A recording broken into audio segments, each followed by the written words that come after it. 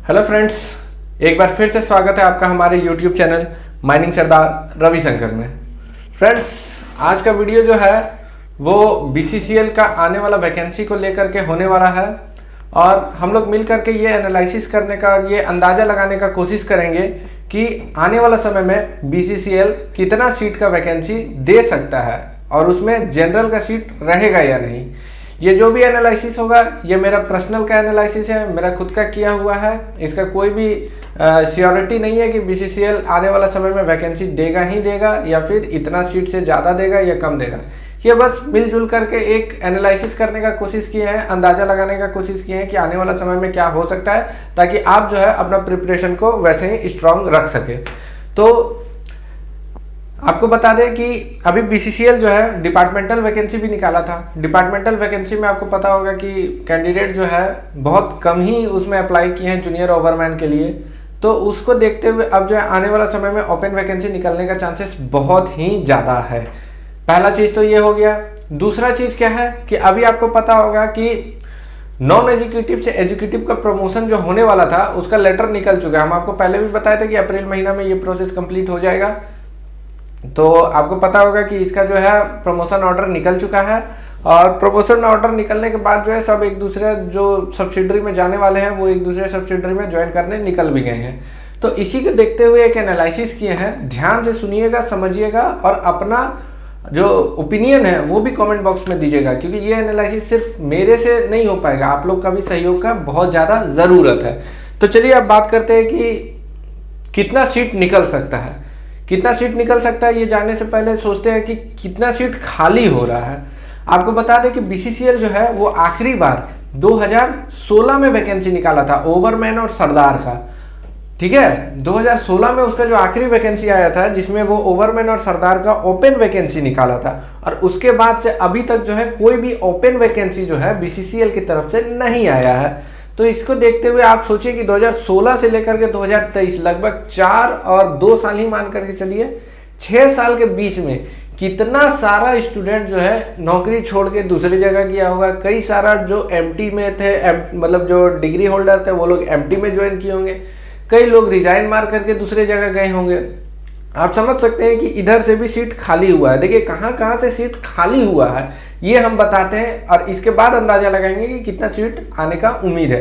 पहला तो ये हो गया कंडीशन कि इतना दिन हो गया, इतना दिन में जो है बहुत सारा स्टूडेंट जो है अपना अपना जगह छोड़ के दूसरा जगह गया होगा। ठीक है, पहला चीज़ हो गया। दूसरा चीज़ ये हो गया कि आप समझिएगा कि दूसरा चीज़ ये हो गया कि अभी जो नॉन एजुकेटिव से एजुकेटिव का प्रमोशन हुआ उसमें लगभग 60 कैंडिडेट जो है वो अभी नॉन एजुकेटिव BCCL से उठ करके एजुकेटिव बने हैं। तो आप समझिए कि ये जो 60 सीट है ये पूरी तुरंत खाली हुआ है। अब आप सोचिए कि कोई कंपनी में ऑलरेडी वैकेंसी बहुत दिन पहले निकला था, उसमें वैकेंट कुछ पोस्ट है, इसके बाद कई सारा नया प्रोजेक्ट खुल रहा है या खुला है, उसको कैपेसिटी को लेते हुए नया पोस्ट है और तत्काल अभी जो है 60 सीट का तुरंत खाली हो जाना कहीं ना कहीं ये दर्शाता है कि आने वाला समय में BCCL जो है तुरंत अच्छा क्वांटिटी में वैकेंसी देगा ही देगा। अब बहुत लड़का का डाउट था कि सर जनरल का वैकेंसी आएगा कि नहीं, क्योंकि आप CCL में भी देखिए तो BC और SC ST के लिए स्पेशल ड्राइव चला करके वैकेंट सीट को फिल किया जा रहा है। तब BCCL क्या करेगा?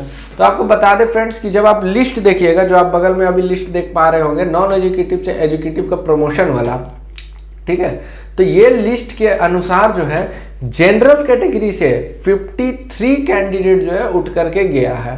ठीक है, 53 कैंडिडेट उठ करके गया है और टोटल मिला के 60 कैंडिडेट BCCL से गया है। तो निश्चित तौर पर भरोसा रखिए कि जनरल का सीट भी खाली है। अब हम लोग अंदाजा लगाते हैं कि कितना सीट हो सकता है। एगो एवरेज मान करके चलिए कि अगर 70 सीट ओवरमैन का है और 70 सीट माइनिंग सरदार का खाली है तो 50-50 का रूल लगा दीजिए कि 50% अगर रिजर्व कैटेगरी में है या 60% रिजर्व कैटेगरी में है तो आप मान करके चलिए 70 में से 30 सीट तो है ओवरमैन के लिए जनरल का रहेगा ही रहेगा अब माइनिंग सरदार के लिए भी मोटा मोटी 30 सीट जो है जनरल के लिए रहेगा ही रहेगा। बाकी सब जो सीट है उसमें आप SC ST OBC और EWS सबको कंसीडर कर सकते हैं। तो यहाँ से हम लोग को यही पता लग रहा है कि जो तुरंत अभी 60 सीट खाली हुआ है, आपको जो अभी हम लिस्ट दिखाया उसमें आप खुद भी जाकर के लिस्ट में देख सकते हैं, कोल इंडिया के साइट में आपको मिल जाएगा। तो अभी जो तुरंत ये जो 60 सीट खाली हुआ है ना, ये जो वैकेंट हुआ है इसका प्रभाव कहीं ना कहीं यही होगा कि BCCL जो है वो तुरंत वैकेंसी निकालेगा ही निकालेगा। और निश्चित तौर पर हमको लग रहा है कि इसी साल 2023 में इसका वैकेंसी आएगा। और इसका वैकेंसी आने के बाद एक बात और जान लीजिए, वैकेंसी का प्रोसेस जो है ना ये भी सुपर फास्ट रहेगा, क्योंकि 60 मैन पावर का कमी हुआ है तुरंत। पहले से तो ऑलरेडी कमी चल रहा था, लेकिन 60 मैन पावर का तुरंत कमी हो जाना कोई छोटा बात नहीं है। हर माइन से 1-2 कैंडिडेट जो है वो गया ही है एजुकेटिव में।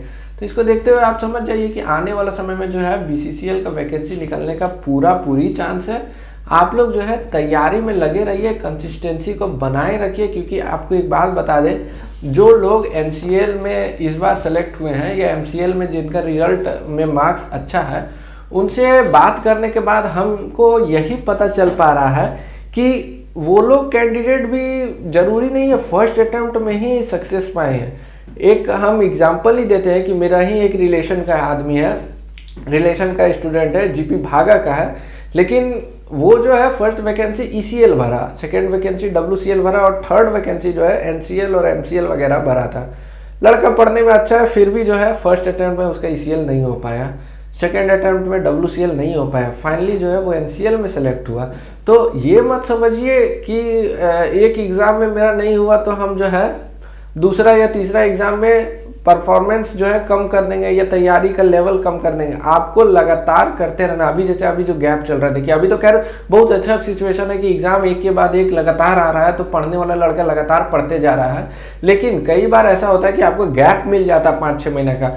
हम हमेशा पढ़ने वाला स्टूडेंट को सजेस्ट करेंगे कि आप अपना डेली शेड्यूल ये बना करके रखिए कि पर डे आपको 2 से 3 आवर, ज़्यादा नहीं, पर डे 2 से 3 आवर आपको अपना एजुकेशन के लिए देना है। आप बाकी काम भी कीजिए, कोई दिक्कत नहीं है। ये कहीं लिखा नहीं है कि आप डेली 5 घंटा 6 घंटा 10 घंटा पढ़िएगा तो ही आपका वैकेंसी क्लियर होगा। आप एक चीज़ याद रखिए कि आपको पर डे कम से कम 2 से 3 घंटा जो है किताब पलट करके देखना है।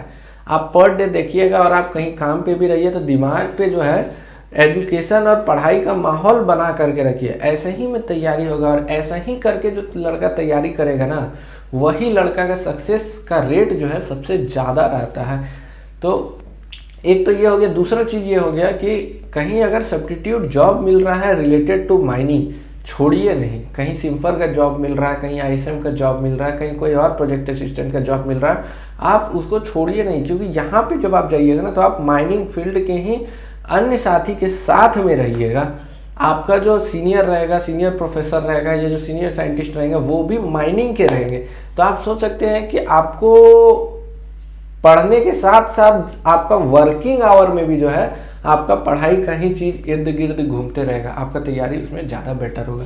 तो 2-3 सजेशन जो हमको लगा था कि आपको देना ज़रूरी था वो हम दे दिया। और BCCL का वैकेंसी का जो मेरा एनालिसिस था, आपको अगर उसमें से कोई और पॉइंट भी जोड़ना है तो आप नीचे कमेंट बॉक्स में लिखिएगा, हम नेक्स्ट वीडियो में उसको भी मेंशन करने का कोशिश करेंगे। उम्मीद है आपको आज का एनालिसिस अच्छा लगा होगा। अगर आज का वीडियो अच्छा लगा हो तो चैनल को सब्सक्राइब जरूर कीजिए और वीडियो को लाइक ज़रूर कीजिए और अपना वैल्यूएबल कमेंट बॉक्स में ज़रूर दीजिएगा। मिलते हैं नेक्स्ट वीडियो में फ्रेंड्स, तब तक के लिए जय हिंद।